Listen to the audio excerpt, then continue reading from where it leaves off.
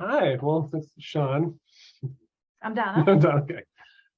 We moved to New Hampshire 9 years ago for Donna's PhD program into what Brendan and I think most advocates would call workforce housing, which is something that we're really short of in this state. And we were very lucky to find what we did. It was an old pre-Civil War building in the center of Newmarket.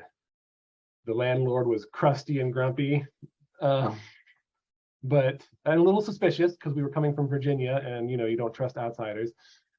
But he was, in the end, magnanimous, and it took us in, despite the fact that we had 2 dogs, which is another barrier that people face in finding housing, is pet intolerance. And so, really, we kind of hit the jackpot, even though the housing was relatively low quality. Just the fact that it existed at all and that we could get it was mildly miraculous, which I think is a sad story in and of itself. Over the course of those 9 years, we had some ups and downs. My wife got sick during her PhD program and had to quit. And we were again lucky to have this workforce housing by this kind of old grumpy landlord who was pretty chill. He kept the rent stable, and in the end, he sort of maybe unwittingly acted as a kind of social service or a safety net for, or just a provider of housing for a lot of middle, low-income people in Newmarket. We had artists in the building, baristas, a veteran with pretty crippling PTSD. So I don't know if that was his intention. I think it might have actually been a little bit, but he ended up providing a lot of housing. Him and other landlords, older landlords like him, ended up providing some accessible workforce housing, which we see now is coming abruptly off the market. About like early summer, I would say. Yeah, or early summer. A new landlord came into Newmarket, one of several, I believe, but this one named Ben Stebbins, head of Condor Capital. He noticed that there was a lot of this workforce housing that was underpriced in his mind. And so he started aggressively pursuing the older landlords who maybe were looking to retire or cash out, and really pressing them to sell. We got a little bit of wind of it when he started showing the place.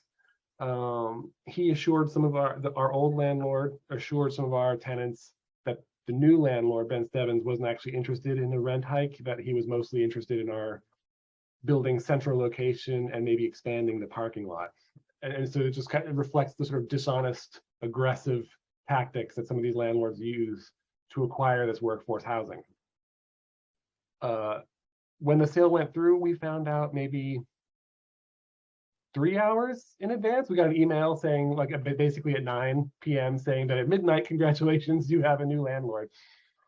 Who then reached out to us and said that everything would be staying as it was, that our old rents, our leases were in effect, at least for the time being. We expected that there'd be a rent increase.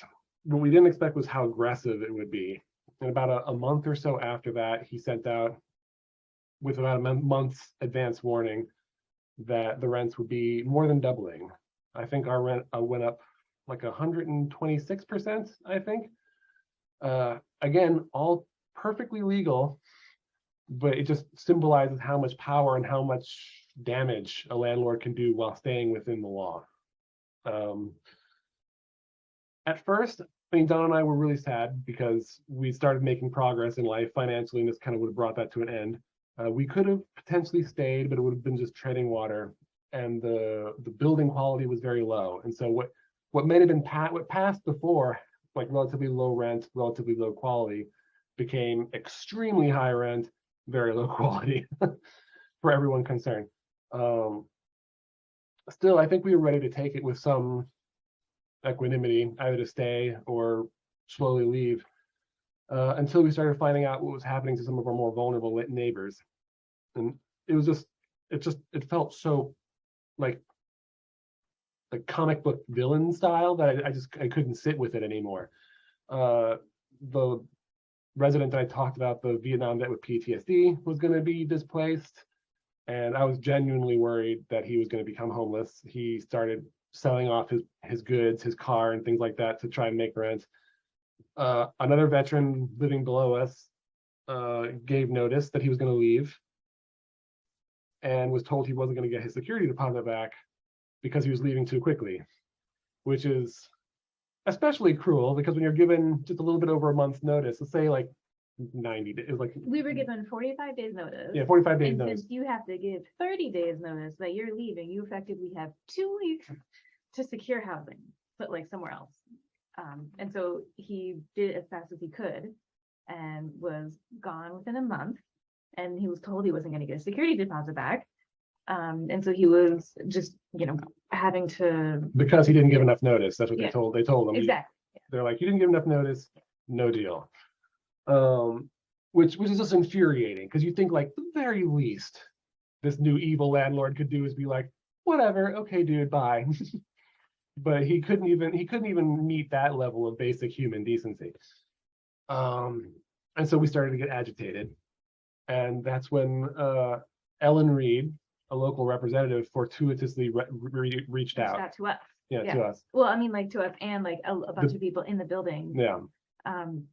And said like, let's meet, let's organize. Which was like really like at that time, it felt like no one was noticing what was happening. And just to have that email alone was extremely validating that anyone with even just a little bit of power had noticed that something was happening, which was immensely gratifying, validating. And I think it's something that we as tenants need to try and push. We need to make sure that the people in power are actually noticing and hearing that these things are that this is taking place.